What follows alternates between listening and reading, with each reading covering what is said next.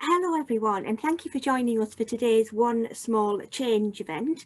My name is Sharon. I'm the Managing Director of Climate Action North, and together with my fellow directors Jennifer and Julie, we run this community interest company around taking action on climate change and in the climate emergency.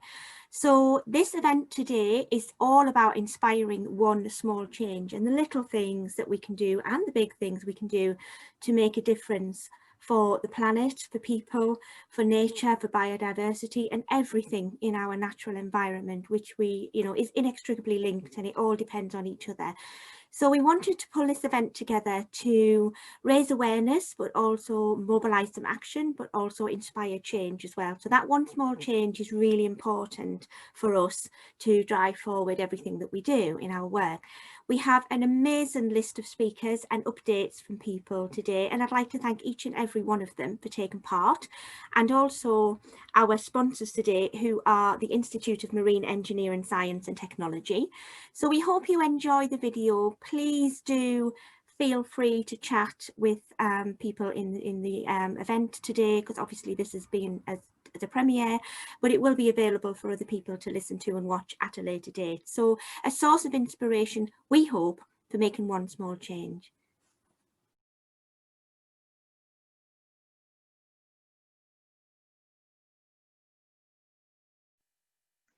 Hello everyone, my name's Catherine and I'm the Scotland Conservation Officer for the Marine Conservation Society. A big thank you to Sharon for inviting me to come along to this Climate Action North event, when we're trying to think about all the small changes that we can make to help save our planet. So I'm just going to spend 20 minutes talking a little bit about the work that the Marine Conservation Society does, and thinking about all the different kind of changes for that one small change. What is the one small change we can all do, even from our living rooms at home, to help save the sea? Now, I'm going to pop up a little presentation and talk you through some of the work that we do as a whole UK charity, but also some of the work that I work on both in Scotland and with our teams that work across the UK. So the name of my talk is #StopThePlasticTide, and you'll also see the hashtag for one small change down in the corner there as well. For the 5 years that I've worked with MCS, social media has actually played such an important part, and it's actually how me and Sharon connected through LinkedIn and through Twitter about getting the story out there.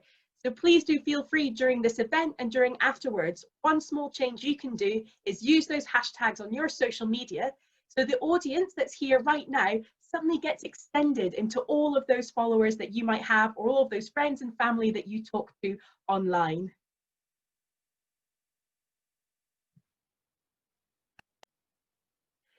So let's take a minute and think about our wonderful ocean, the incredible sea. A lot of people tend to forget that UK seas are actually absolutely incredible. We've actually got over 20,000 recorded species, which is amazing. But sadly, they are all at risk. But what's one small change you can do just right now, thinking about the seas around the UK? If you're with someone, have a little chat with them. If you're on your own, close your eyes or just turn away from the screen or look at those incredible creatures and think, what is it about the sea or about the ocean that gets you really excited, that gets you really passionate? This is what I call people's ocean optimism. So a lot of the time we do this with young children, and they talk about their favorite sea creature, from octopus to shark to whale, dolphin, turtles, crabs. And they then go on to tell their family all about their favorite sea creature and inspire some ocean optimism. I'm a big believer in that it doesn't matter how old you are, you can still get excited about talking about your favorite sea creature, your favorite beach, your favorite holiday, where you connected to the sea. So one small change that you could do just now, tonight, later on this weekend, is just share some of your ocean optimism with someone else, whether that's online, whether it's someone else in your household, or when you're out meeting friends if you're allowed to. That one small change, if we get people to fall in love with the sea again, they can then take more changes to help protect it as well. So that's one small change that will hopefully bring a smile to your face and inspire some ocean optimism to help save our sea. So for the Marine Conservation Society, we are a UK-wide charity. We've been working for over 30 years in 3 main conservation areas. The first one is known as ocean recovery.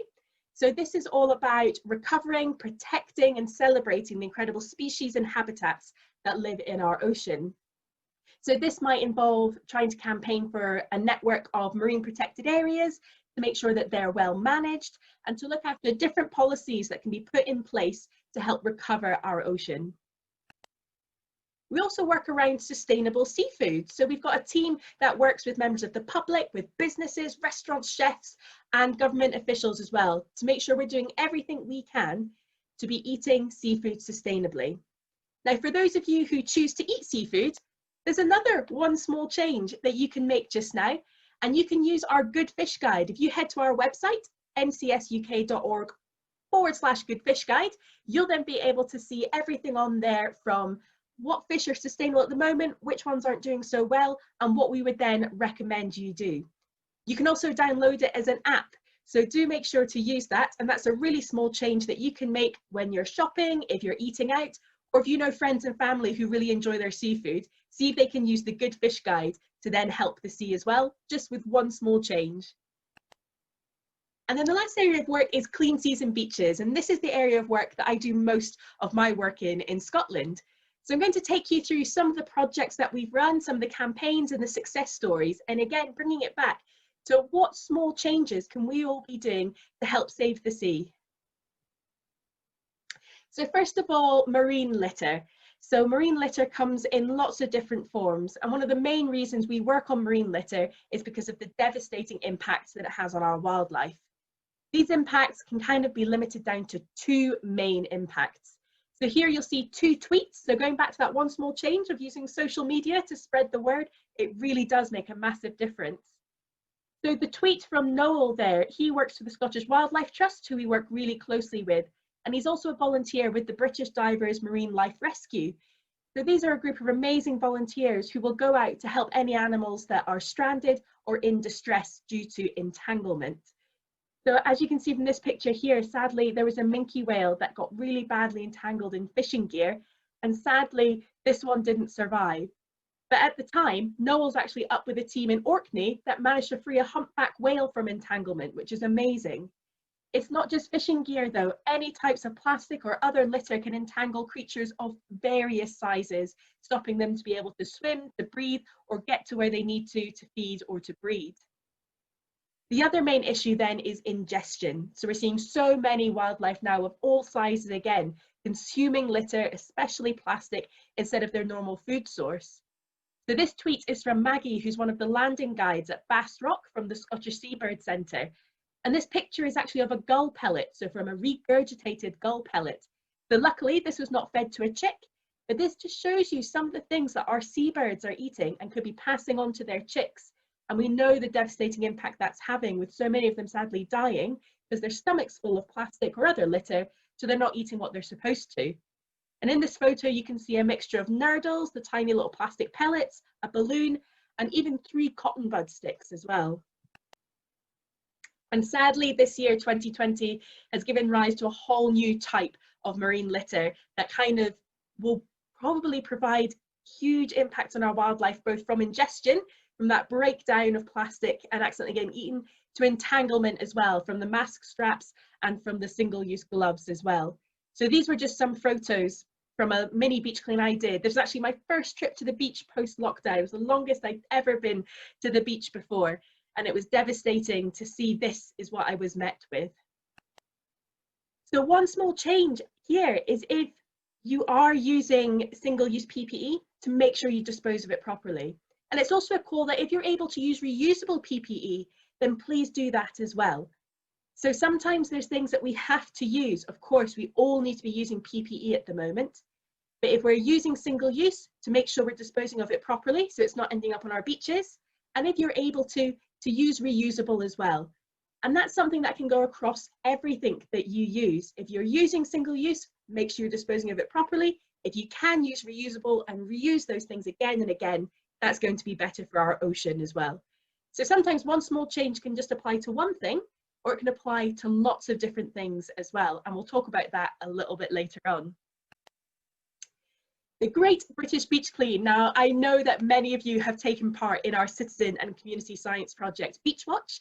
Now, the Great British Beach Clean is our flagship event, really, for this citizen science project, which has been running for over 27 years.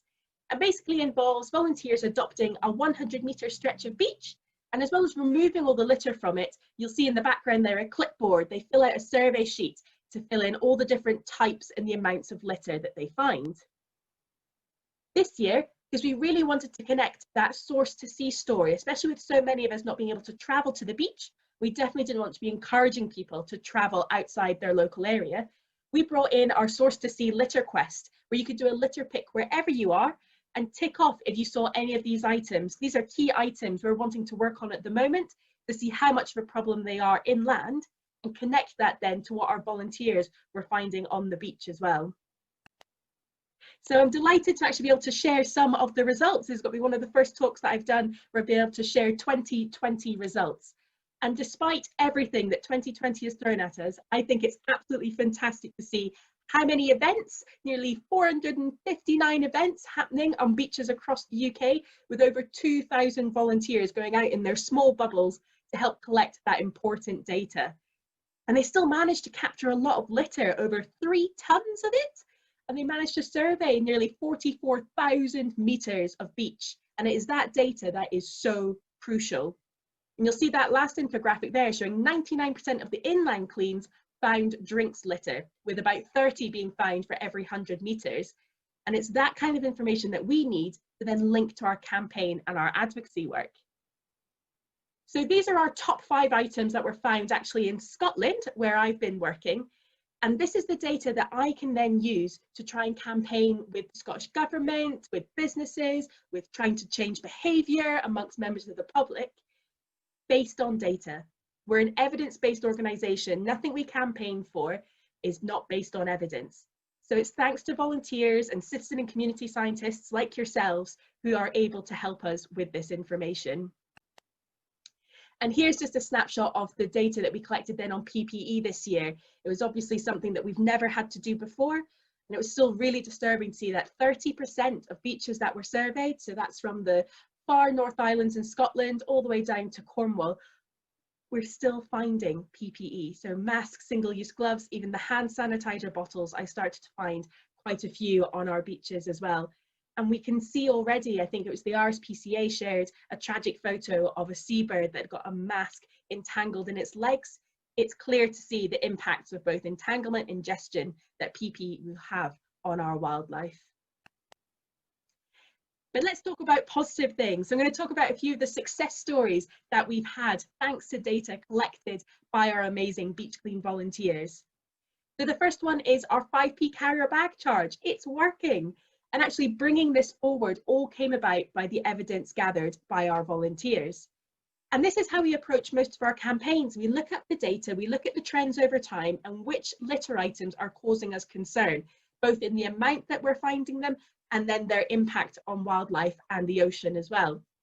So it's fantastic that thanks to the data we gathered and then the campaigning that we did with so many other organisations and volunteers like yourselves, we were then able to get that law passed in every single country in the UK. And since that's happened, our bags have dropped for over 65% on our beaches, which is brilliant news. Other things that we've been working on in Scotland and of course across the rest of the UK is what single-use plastic items can we actually ban and get rid of altogether. And cotton buds are a brilliant example. Sadly, we were finding thousands of them on beaches across Scotland and they're being found still across the rest of the UK. Most of the time because people have been flushing them down the toilet at home, not realising that a lot of what we flush down the toilet in our bathrooms can still end up in the ocean. And again, with the issue of plastic, it can break down, it can get ingested. Remember that seabird pellet had 3 cotton bud sticks in it. So again, using Beach Watch data, campaigning with partners and other volunteers, in Scotland in 2019, we saw the law come in that bans the sale and manufacture of cotton buds, which is fantastic news again. So another campaign that I wanted to talk to you about is one of my favourite ones that I've worked on in Scotland around the deposit return scheme. So we used to have it in Scotland. It's in place in over 40 countries around the world, where if you were to buy a plastic drinks bottle or a drinks can or a glass drinks bottle, you'd pay a small deposit, so say 20p. And then when you hand it back for recycling, you get your 20p back. And we've seen this demonstrated really well in other countries where it increases recycling rates, it reduces litter, and it moves us towards a circular economy where nothing's wasted and therefore nothing should be leaking out onto our beaches and into our ocean. So these are pictures of some of my wild bottle sightings. That was the hashtag we used for this campaign. To link the fact that deposit return wouldn't just have an impact at the beach, it would have an impact across the whole country, no matter where you live. Sadly, bottles and cans were blighting our countryside, they were blighting our towns and cities, as well as our beaches.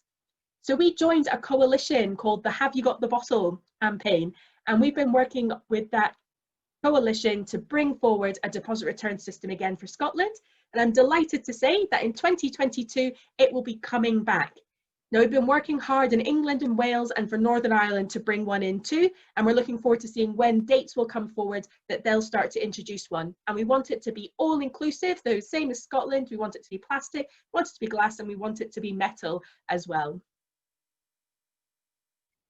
Now, one campaign that I really wanted to spend some time on with you, because I think it's a really great call to action that is one small change. You'll be able to do it from your armchair in your living room. And it's our Stop Ocean Threads campaign. So this is linking to microfibers and the fact that microfibers are leaking into the ocean and our wildlife are ingesting them, and it's causing all sorts of problems. So there's this wonderful video that I'm going to show you now that's been created by an animator for us that really encapsulates what the campaign is all about and what that one small change is that you can hopefully all take today.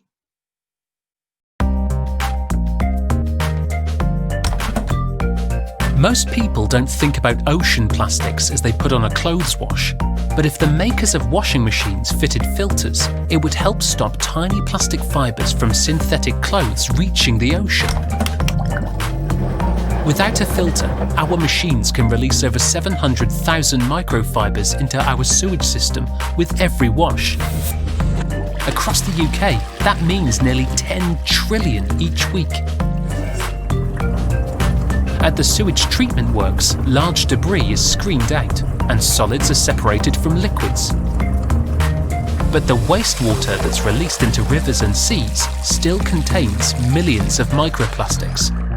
These plastics often contain harmful chemicals or combine with toxins in seawater. And sea life of all sizes, from plankton to whales, ingest them, including the fish we eat. One study found that 63% of North Sea shrimp contain synthetic fibres. Built-in filters would stop trillions of plastic microfibres getting into the sea, into fish, and onto our dinner plates. Sign our petition and stop ocean threads.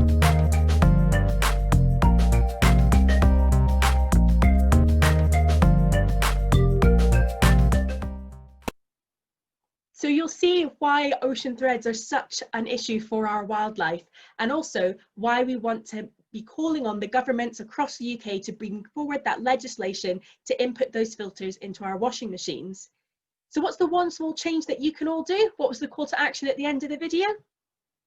It was to use the hashtag and to sign the petition. So if you're able to use that hashtag, the same with the others that we've talked about today, and also head to our website, ncsuk.org/stopoceanthreads to sign that petition and add your voice, make that one small change to actually bring about something massive for our ocean. And that's where I wanted to kind of end on, was the fact that sometimes you think just one small change, how's that going to make a difference? How am I, as an individual, really going to make a difference? And what can I do to really save our ocean from the amount of problems that it's facing, from the nature crisis, the biodiversity crisis, the climate crisis? What can I do? And I know it can feel very overwhelming, which is why your ocean optimism, going right back to the beginning, is so important. But this is actually the very first tweet I ever tweeted back in 2015, and it was when I was doing the plastic challenge with MCS. So you'll see our hashtag for Go Plastic Free, and it kind of joined the Plastic Free July movement last year, which is a global movement to try and reduce the amount of single-use plastic that we use in our daily lives. And I found this infographic so useful to try and break it down. What are all the little small changes that I can make to reduce the amount of single-use plastic that I use? And if everybody makes that one small change, it's amazing how quickly that will make such a huge difference. fast forwarding 5 years, the amount of zero waste supermarkets I've seen, the amount of mainstream supermarkets going plastic free, making commitments to go plastic free, governments starting to ban single-use plastic items, this has all come from individuals like me and you starting to make that one small change, but also using our voice to tell others what changes we've made and what changes we can't do unless business helps out, unless government helps out, unless all your friends and family help out. So we've talked about lots of different changes that we can make. Hopefully you've decided that you'll be able to do one small change today, but even if it's just signing that petition, that will be a fantastic step to helping save our ocean. So good luck with the One Small Change campaign. Thank you so much for having me on to speak to you all. Enjoy the rest of the event, and please do not hesitate to get in touch with me on my email, through our website, or on Twitter with any questions that you might have. So thank you very much, everyone. Stay safe, and we look forward to taking one small change, one step at a time together.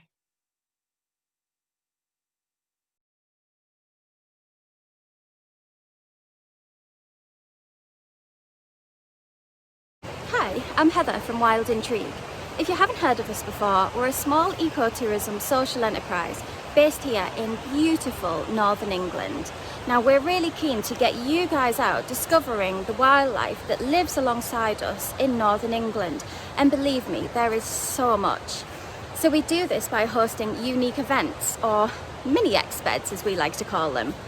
First up, we have Bats and Pizza Nights, based at beautiful Wild Northumbrian and Teesside. So as well as having standard Bats and Pizza Nights, we have family Bats and Pizza Nights for those with young kids, and we can all go a little bit wild together. Now these are great fun because we make from scratch our own stone-baked pizzas. You guys put the toppings on, and then we cook them in the stone-baked pizza oven on site. After discovering the wildlife of beautiful Wild Northumbrian that's supported by the owners, we head on back and enjoy a campfire, toasting marshmallows of course, having a good chat and enjoying some hot chocolate. Then, just as the sun's starting to set, we head on out on our bat safari, and this is where the magic happens, because we bring bat detectors that help you to eavesdrop on bat chat. Bats are quite noisy things, they're just out of our hearing range, but using bat detectors we get to listen in on their nightly commutes. Next up, we have Kittiwake and Donut Safaris, based on the Newcastle Gateshead quayside. Now kittiwakes are the world's most inland breeding colony of seabird. What a privilege it is that we have them within our very own city. How exciting is that? So our Kittiwake and Donut expeds are a celebration of the fact that this wildlife can coexist alongside people. We head on out around the city on a Kittiwake safari, discovering all about their ecology, and then when we head on back, we enjoy donuts. Now these are not just any donuts. We've linked up with Proven Goods Co., a local artisan donut company. And trust me when I say they are delicious. We've also linked up with Dan Turner from the Tyne Kittiwake Partnership. Now he is the Kittiwake King. He's been studying the kittiwakes for years, so he's this fountain of knowledge on the ecology and how well these amazing birds are doing. And all of our profits from this particular mini exped, we donate to the Baltics Care for Our Kittiwakes campaign too. Heading back to Wild Northumbrian, we host Moths and Muffin mornings. Now moths often put a lot of people off. We have no idea why. They are so diverse and often, admittedly, even a lot more beautiful than butterflies. They're really important bioindicators of how well our environment's doing too. So by seeing which species and the abundance of those species are in an area, we can kind of see what changes are happening environmentally as well. On these, you'll join us for breakfast, enjoying some tea, coffee, locally sourced muffins of course, and then we'll open the humane live traps that we set the night before. And it's there that a kaleidoscope of colour awaits as we discover and identify the species that are hiding inside. Heading back to Newcastle on another urban wildlife safari, we have Ouseburn Bat Safaris. These are great fun. Ouseburn is a hub of life, and I mean human and wildlife as well. And bats are the perfect celebration of this. Again, with these, you'll get to eavesdrop on bat activity by using our specialist bat detectors. Now another new exciting branch to Wild Intrigue is wildlife hides. We've just opened our very first woodland wildlife hide at RSPB Haweswater in the Lake District. This site in particular supports a very healthy population of red squirrels, and we tend to have around 5 to 6 red squirrels visiting at once. Sometimes you don't know where to look. We also have a lot of great spotted woodpeckers visiting, nuthatch, tree creeper, various tit species of course, and even a sparrowhawk, which is really exciting when it comes in. The hide's available to book from January, but we also have gift vouchers available, which are just the perfect gift for a wildlife photographer that you might know. Our mini expeds are open for bookings for 2021 over at wildintrigue.co.uk, and we have gift vouchers available for mini expeds too. So if you know someone who'd love an experience in the wilds, but not quite sure what they'd prefer, this is absolutely perfect. As we're a social enterprise, all of the money that we receive gets pumped back into doing more good things with the community. If you want to find out more about that, get in touch with us at info@wildintrigue.co.uk.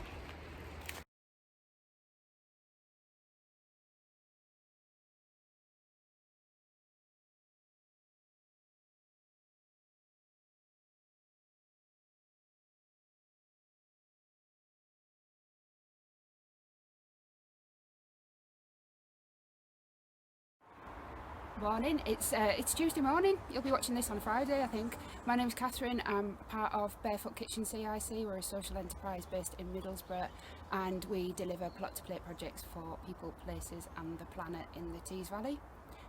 We have underlying principles that mirror permaculture ethics, which are earth care, people care, fair shares, and we also include self-care because that's really important, particularly at the moment.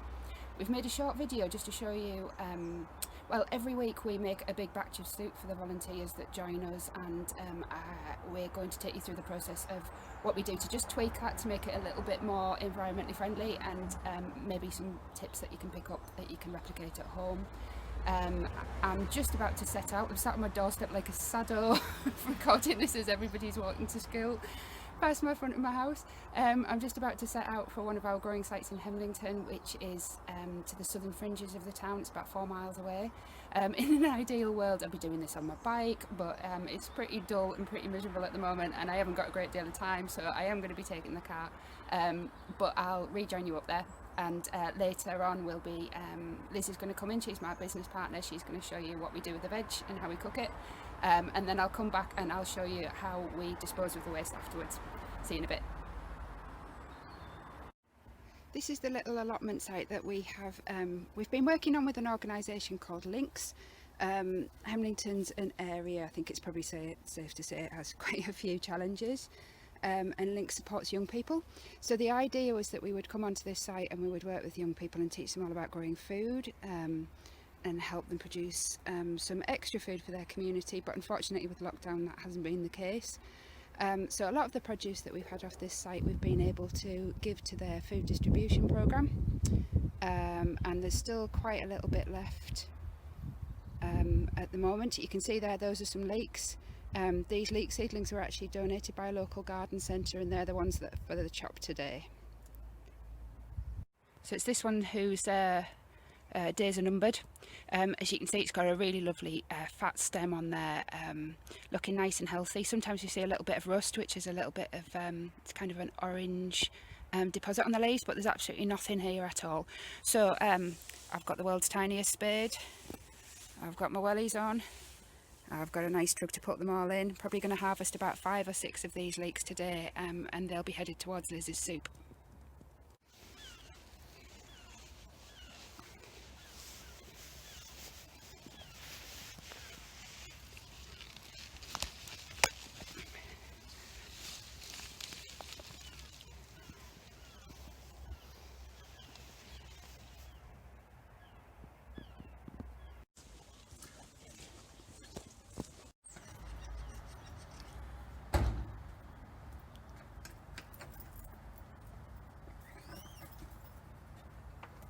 Ta-da! Go. Hello, I'm Liz. I'm the other half of Barefoot Kitchen. Every week, as Catherine said, we make some soup up for our volunteers on our orchard project. I'm just going to take you through about how we do that and how we make it a little bit kinder to our planet. Every week we source our veg from a local... You're making me laugh, Catherine. You're making me laugh. So, stop. Every week we source our vegetables from a local community garden, and it's all organic. This time of year we get onions, carrots, potatoes, chard sometimes as well. We're from Middlesbrough, so this is not a Swede, this is a turnip to us, and everything comes lovely and freshly harvested and covered in mud. One of the ways to cut down on using water when you get your vegetables in this state is to actually soak them in some warm water, not boiling water, just warm water, and just leave them to soak for about half an hour to an hour, and that just cuts down on running the water out of the tap. When you're washing them, it's also a bit kinder to your hands as well, so the water's not freezing cold. That water can then be used, the muddy water can then be used to water your plants outside or pop into your water butt. Yeah, so I'm just going to take you through how we make the soup, basically.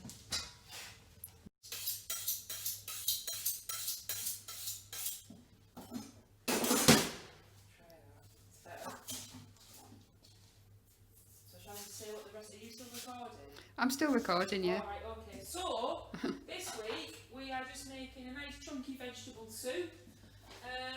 All of the peelings and some of the carrots, which look like they've got a bit of carrot fly in, so we're not going to use them, are going into the compost bin.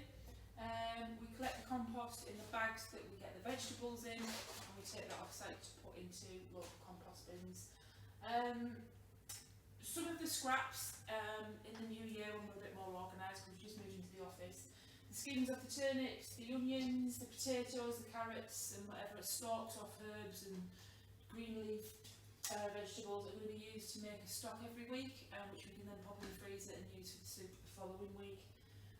So this is just onions, carrots, turnips, garlic, potatoes, and the freshly harvested leeks, which all just go into a pan with some vegetable stock, some freshly picked herbs which grow just at the front of our office, and some bay leaves which are from another one of our growing sites that I've hung and dried, and it all just goes into a pot to cook, and then we add the leeks at the end as they don't take too long to cook, and actually they're going to be so sweet we want to keep their flavour and a bit of bite to them as well. Then show you how it looks in a minute. So in these soups actually, I don't use oil and I try not to use too much salt. Just in a hot pan, just a small bit of water, just to get the steam going, and that's going to be the cooking process for our onion and garlic. Ooh. And make them soften down rather than fry.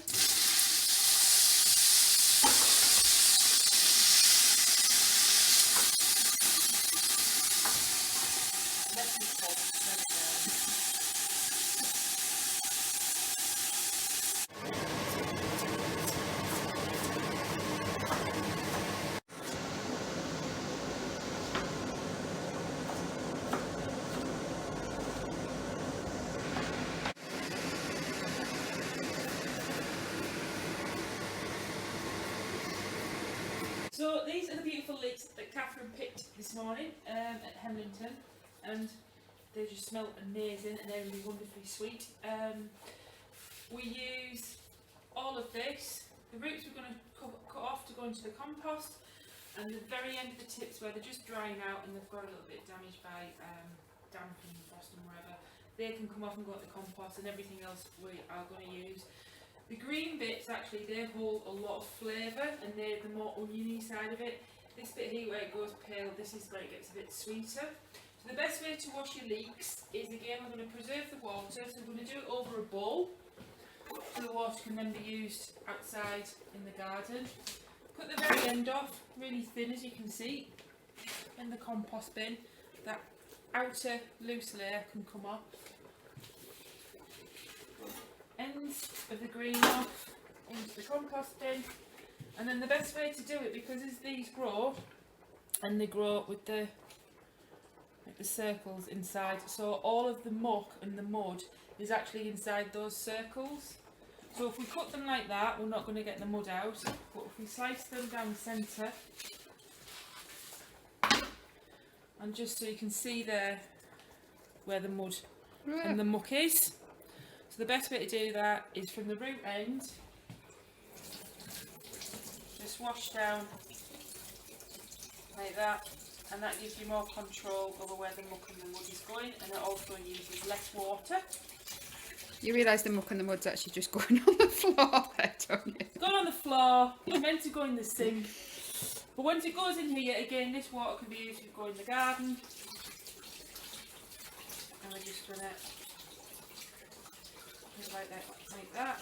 And the reason why the leeks are going in last into the soup is because these are so fresh as well that actually they just need softening down. So we're just going to chop them into chunks.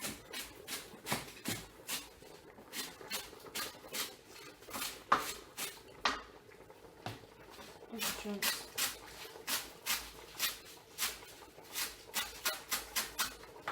These will be also beautiful done like this, just in a little bit of oil of garlic and lemon and a bit of pepper.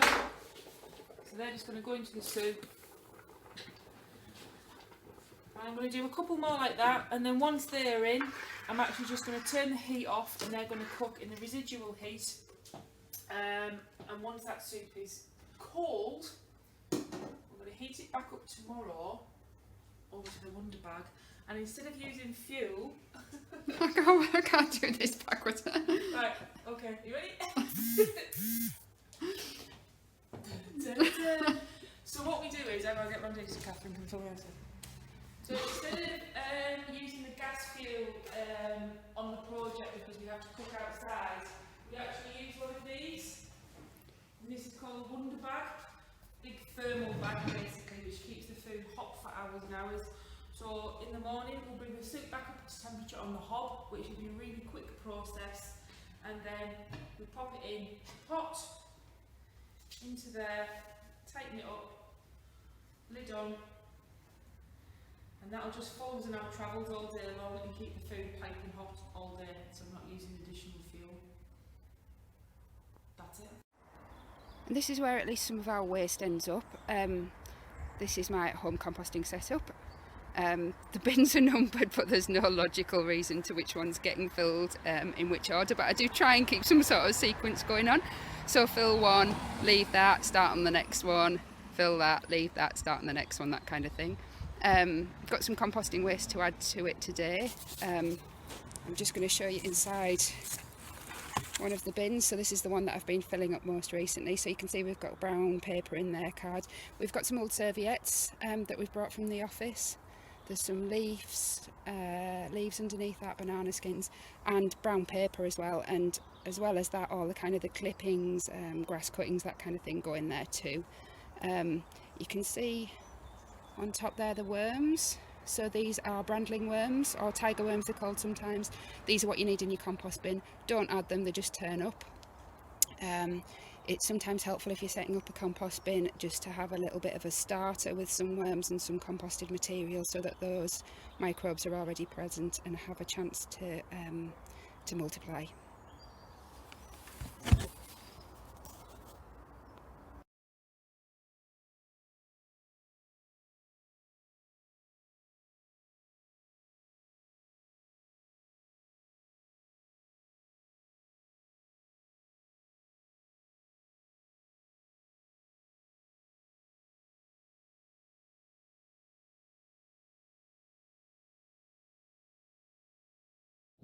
Hi, I'm Julie Harrison. I'm a science and engineering presenter, and I'd like to introduce you to Adrian. Hi there, I'm an engineer, a chemical engineer, and I actually work in some of these factories that you can see around here. Today we're going to talk about plastics in the environment. We're going to talk about how polymers and plastics are made, Julie, and we're going to understand some of the issues about them. It does help if we know a little bit of science behind the plastic. How did it get in the first place? Yeah. Why do we need plastic? What was so popular about it? Well, plastics were invented in the early part of the 20th century, and they were actually there to replace natural products like wood and ivory. So people worried at the time about killing animals and damaging the environment. So plastics actually provided another way of making objects. Is that how carrier bags came about? There was a Swedish engineer who actually invented the plastic bag because he was so worried about all the trees being cut down to make paper bags. And he always kept a plastic bag in his pocket and used it again and again and again. Right, so originally that's what they were meant for, really, to be used again and again and again. And I think what's happened is it's this term single use, isn't it? That we've ended up using them, then just throwing them away. We have a real problem with throwaway items in society nowadays. So what's the science behind it then? We've talked about oil and being extracted from the North Sea, but how do we form plastics from the oil? Well, let's think of it in terms of Lego bricks. If you can imagine, each Lego brick is a single molecule which is extracted from the oil. When we've taken the oil, we actually distill it and we create individual molecules, for example, butane or methane or naphtha. And it's actually the naphtha that we use to make polymers. We take those molecules and we chop them down into small pieces. And you can imagine the Lego bricks being those small pieces. So this could be just one carbon molecule long. To make a polymer, we have to reassemble all those molecules back together again. And we do that through a variety of processes, but generally high temperature and high pressure will reform the individual molecules back into a polymer. Now you have to think of these Lego bricks as molecules, but on a scale they are so small that you would make millions of these Lego bricks into a polymer chain, and these chains would then entangle with each other.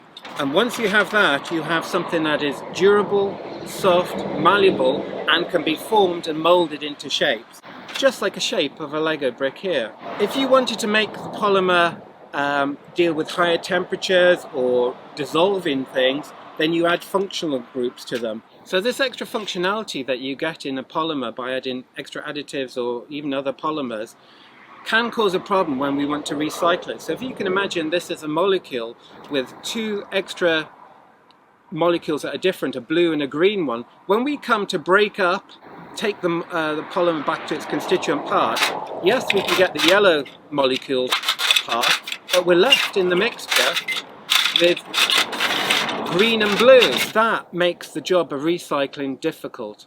A lot of recycling plastics companies are looking into better ways and technologies of depolymerizing and taking out these additives from the plastics in order so they can be reused in other things.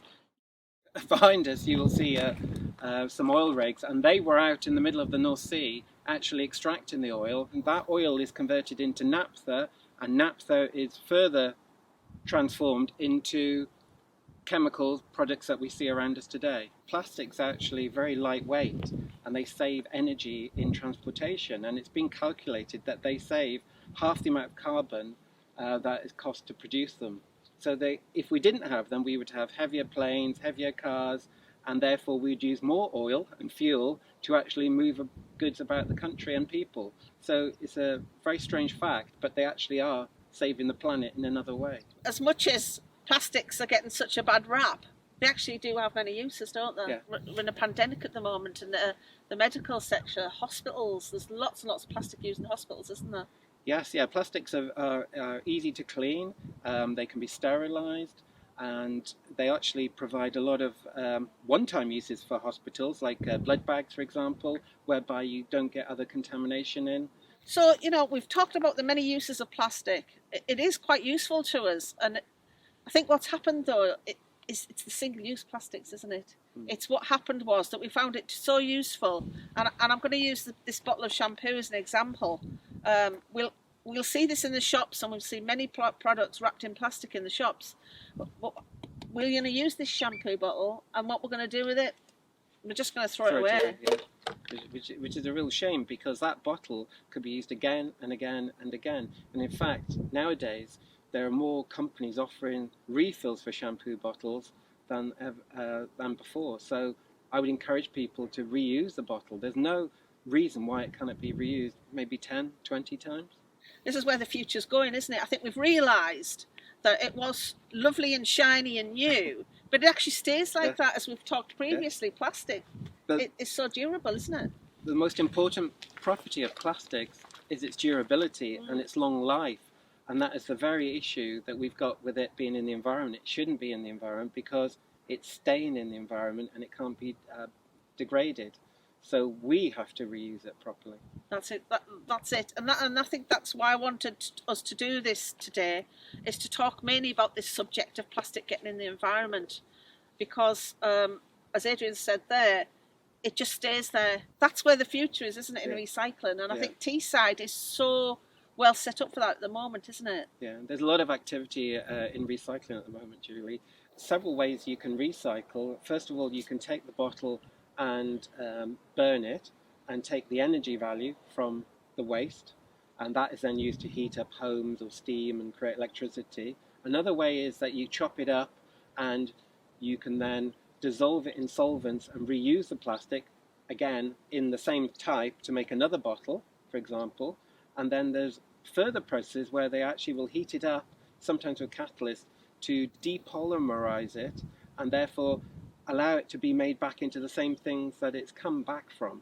So there's many, many ways that you can recycle products nowadays. There are ways that we can do with plastic. You know, it isn't such an evil thing as such. It is quite useful to us.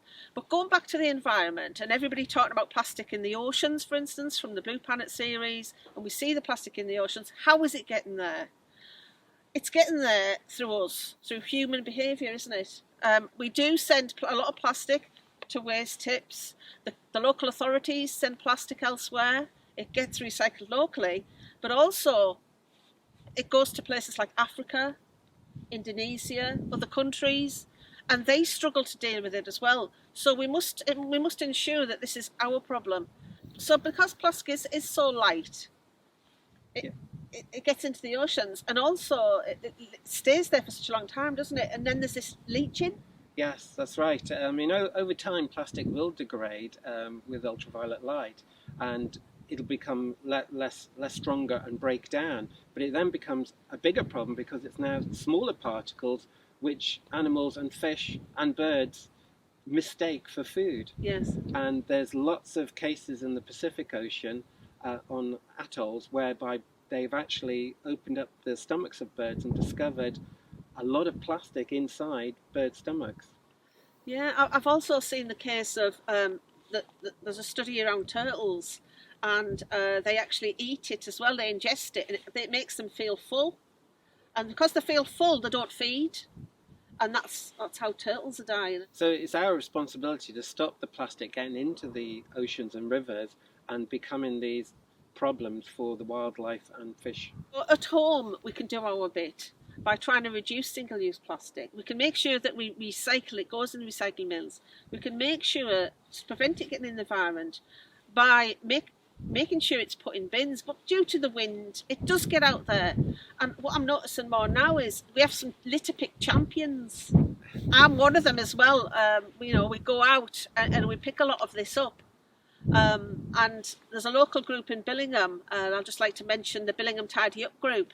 They've done some amazing work around Billingham, and they go out religiously, sometimes every day, some of them on their own, but often in a group at a weekend. And I'm noticing that throughout Teesside, actually. There's lots of groups popping up. And it's very sad, Julie, that today when we came to Seal Sands, one of the first things we saw was litter. Yeah. And this is what we collected today.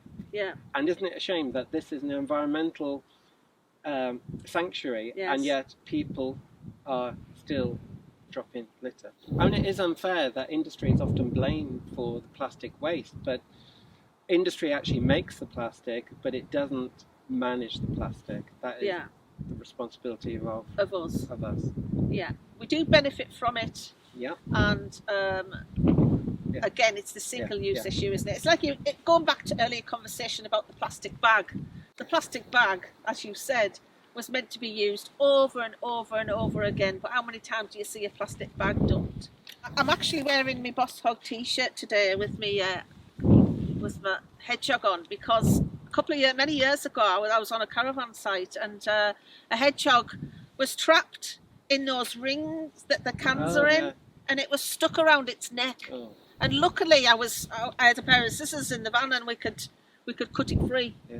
So it's things like this. And it's us. It's every one of us. We've all got to take responsibility for it. Yeah. And also, though, the future, we don't end on such a sad note, because the future's quite bright. We've got the recycling centres happening on Teesside. We've got the reuse of plastic. We've got young people, actually, lots of children getting involved, haven't they, making things out of plastic. So it is useful to us. We've also got to note that where we're sited now, the oil rigs behind us are being decommissioned. So, you know, our industry is looking at the not using any more fossil fuels. And just in the background as well, we can see the wind turbines. So we're looking at new energy supplies as well, aren't we? But interestingly, the wind turbines have been made with plastic because they're lightweight, because they can withstand the forces to allow them to make the electricity. So plastics do have a part in renewable technology as well. Renewables, wow. At the end of the day, plastic is an oil, effectively, and therefore it's waterproof, it's actually chemical proof, it's lightweight, it's strong and tough, and it can be molded to any possible shape you can imagine. For example, 3D printers are making lots more complicated shapes with less waste. So plastic does have a use in society.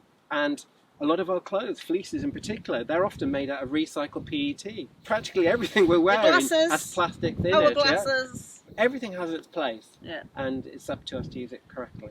We've made our plastic bags and bottles thinner to make it easier to transport, less weight, and get more liquids inside them and products. But perversely, plastic bags are ripping more easily, and therefore they're not being reused. Right, so we've got to get the balance right. We've got to make it durable enough, and then it's up to us to reuse it. And then at the end of its life, recycle it in the appropriate place. What we need to do is we need to manage our plastics better, don't we? And I think it needs to be from an individual point, as a family, as a community. I think that what I'd like to end today with is, what are you going to do about it?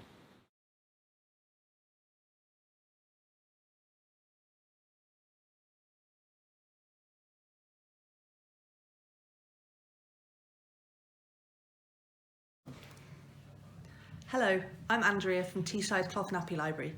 Would you like to know more about reusable cloth nappies? So reusable nappies can save a family up to £1,000 per child, and they can save up to 5,000 disposable nappies from going into your bin for every child. Not only that, they are kinder on the skin, less likely to have explosive leaks, and the prints and patterns of reusable nappies are really nice as well. Teesside Cloth Nappy Library are here for all families across Teesside for free advice and help for your own nappies, but we also hire out kits. So our nappy kits are from £10 per month, and they contain everything you would need to give cloth nappies a try. It can be quite bewildering when you first start looking at what nappies you'd like to buy or use. So to hire out a kit, you can give all different types of brands and types a try and find out what works for you before committing to buy any. In the current COVID environment as well, all our pickups and drop-offs are all contactless with our volunteers across the area. If you'd like to find out more, please go to our Facebook page or our website, and there's also a kit finder quiz you could do on there. Then we give you more information about what kind of kit might be suitable for you. Thank you.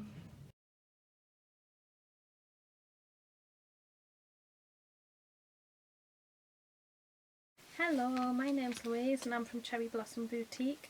I design and handmade gifts and keepsakes for all occasions.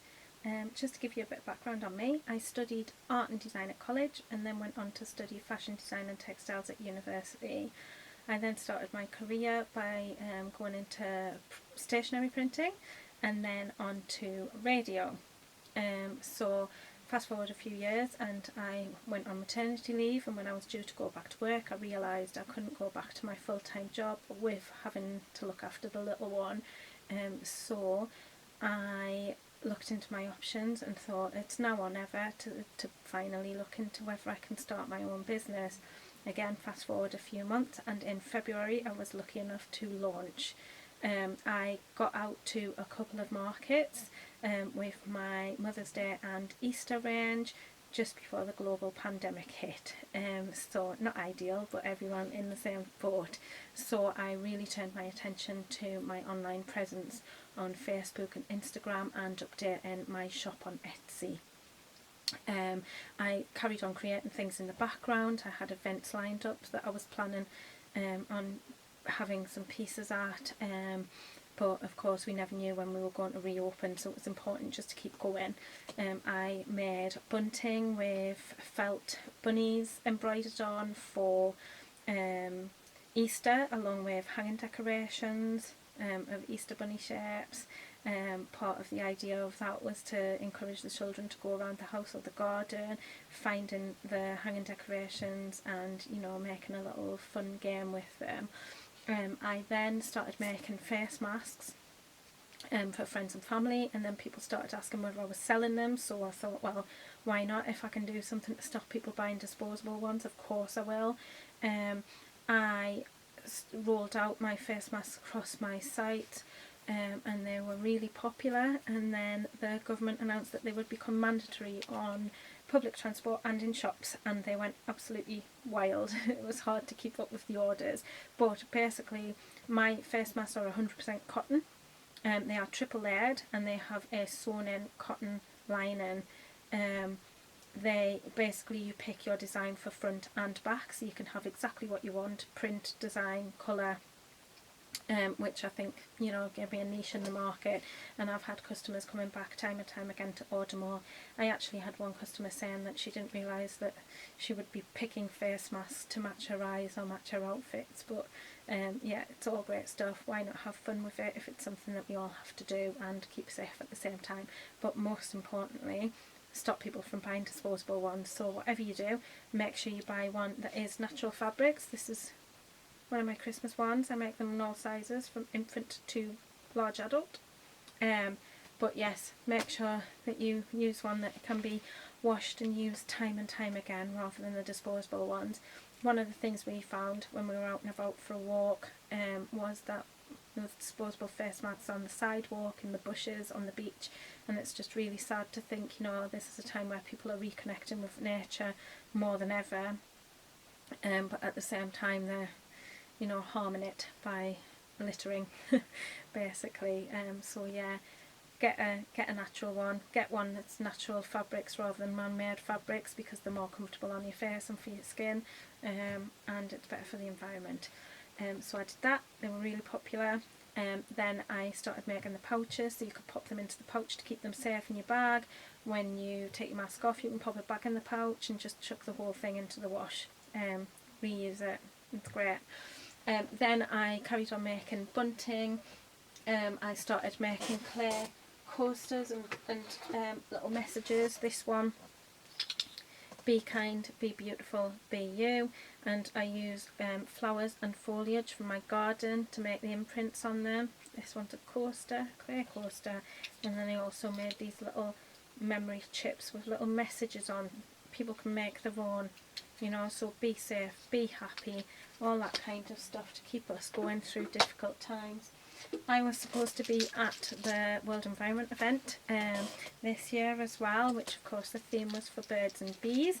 So I created this little game as part of that. So it's basically noughts and crosses, but again, bringing it back to nature. You've got hand embroidered grid on there with a bee, and I made these little clay chips of beehives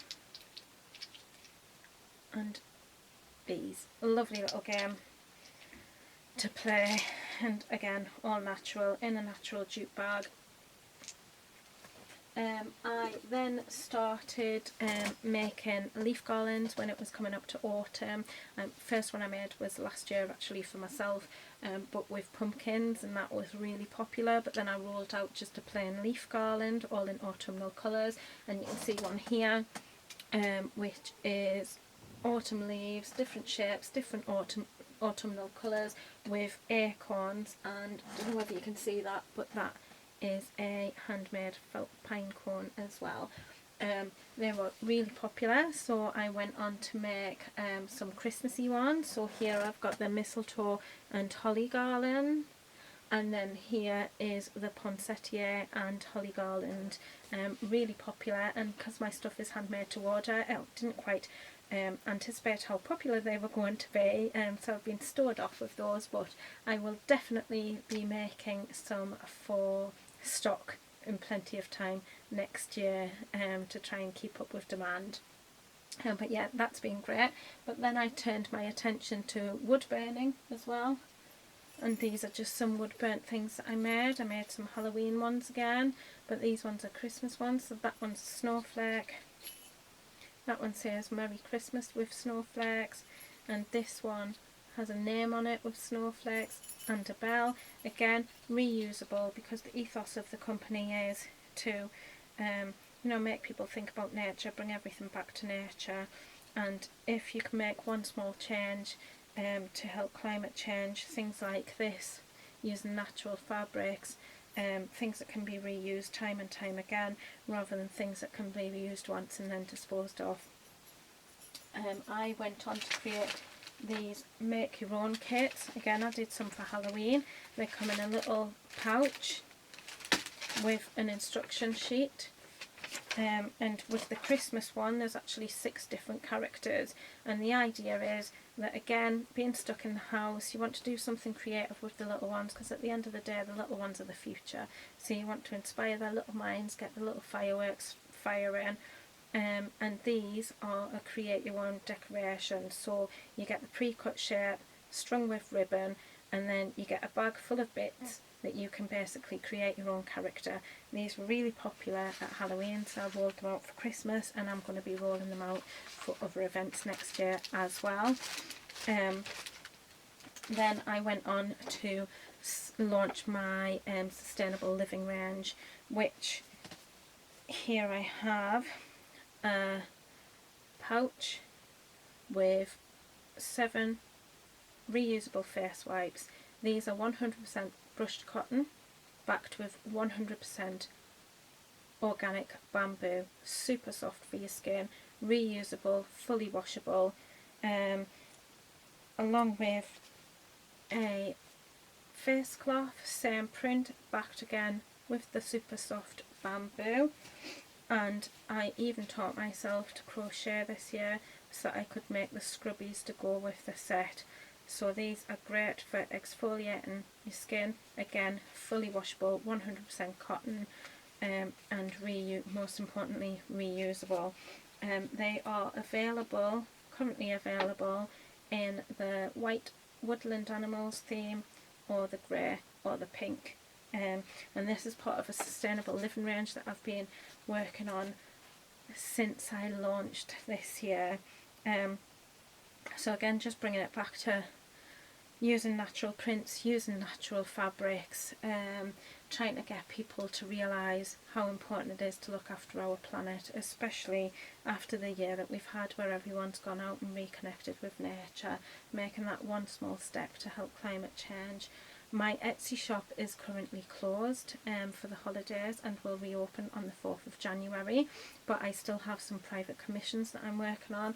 All of this here is private commissions ready to be worked on and sent out, but if there's anything you need, just give me a message.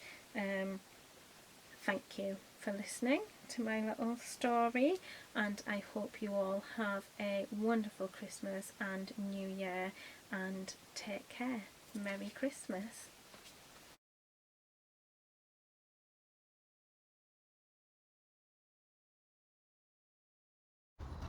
Morning everyone, it's Friday the 11th of December and I'm on site today at the Timber Beach area, the site of our new water project. We're in Tees Action on the Rivers, and I am joined by 3 members of the Swiftwater team and also 2 members of Architect, who are our sponsors for this particular project. You can see there's quite a lot of litter, mostly plastic, which we're going to hope to pick up today.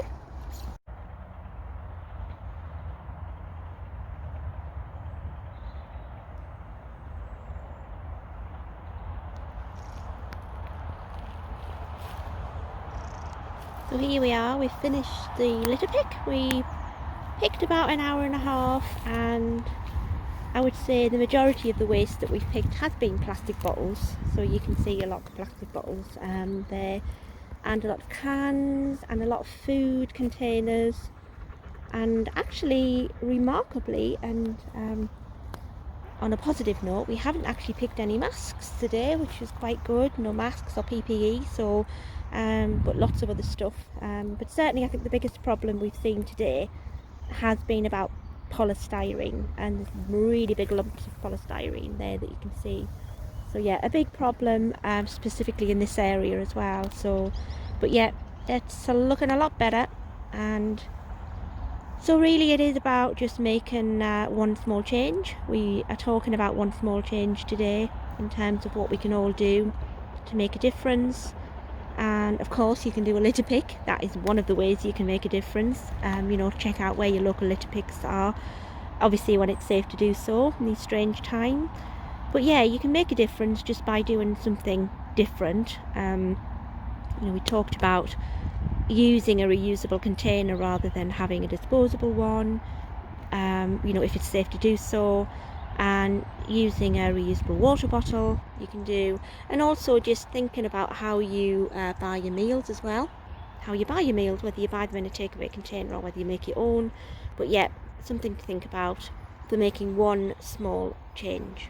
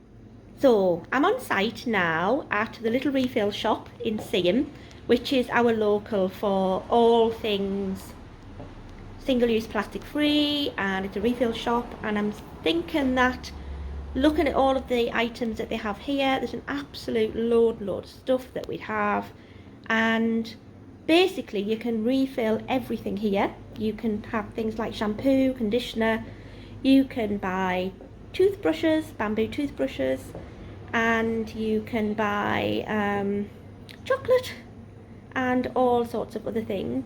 And I'm speaking to Kevin, who is the owner of the little refill shop. So Kevin, tell me, what is the best thing people can do for one small change, do you think? I think the best, most economical would be transferring over from your current brand of washing up liquid, shampoo, conditioner, keeping your plastic bottle that it's inevitably come in, and using it to refill. We've saved thousands and thousands of single-use plastics through our customers coming in and refilling at an economical price as well. Yeah, and I can see as well that you also sell frozen items. I'm just going to spin round and have a little look at the frozen item. So there's a whole freezer full of items in here, lovely delicious items that people can actually go away and cook, which again, it's about, you know, eliminating the packaging. Is that working well as well, Kevin, for you? It is. We've got people that are coming in now and they've reorganised the freezers to have Tupperwares, which they use specifically for the frozen fruits. So for smoothies and things, rather than chucking out the individual bags, they can just come and refill. Fantastic. And I'm here today obviously to buy my supplies, of which is going to be bread, because they do a rather delicious sourdough bread, which is very nice. It's raisin and rosemary, I believe. Yeah, from the Teesside Artisan Bakery. Yeah, and we can say hello to Kevin because he's got his mask on. Hello. Yeah, and we're all socially distancing, and I'm the only one in the shop, which is fantastic. So yeah, I mean, we'll spin round to the massive array of, you know, obviously you can see there's hand cleanser as well, there's antibacterial soaps, there are multi-surface cleaners, everything can be filled. And I would say that, you know, looking at one small change, how can you make that one small change? I think my personal favourite is to buy a bamboo toothbrush. You cannot get any easier making one small change, I think, than a bamboo toothbrush. And of course, like Kevin says, you can go across to the actual refills, and we're just going to focus in here on this eco-friendly hand and body lotion. How fantastic is that? I might actually try that, because I've been looking at wanting to have hand lotion and hand cream. So I'm signing off. This is me reporting from the little refill shop in Seaham, and say thank you to Kevin, our host for today. And please do follow the link on the website and on the screen that we're going to put up in a minute, and please use the Shop Happy app as well and buy from this shop. So yeah, one small change, signing off.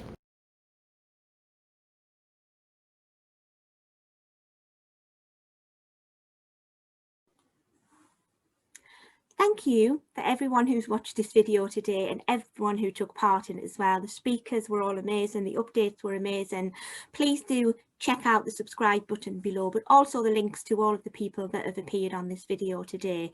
We'd like to say another thank you to our sponsors, the Institute of Marine Engineering, Science and Technology, for sponsoring this event today. And we'd like to thank everyone and all of you for listening and watching us. And also, if you can make that one small change, that would be absolutely amazing. Please do follow us on social media, Climate Action North. Check out our Twitter pages, Facebook, Instagram and LinkedIn, and share your stories with us as well. We'd love to hear what you've done to make one small change. So in this, obviously this video is being made coming up to the festive season as well. We hope we've given you some ideas for some festive gifts, but we'd like to say everyone stay safe and take care, and let's all make this one small change together. Thank you.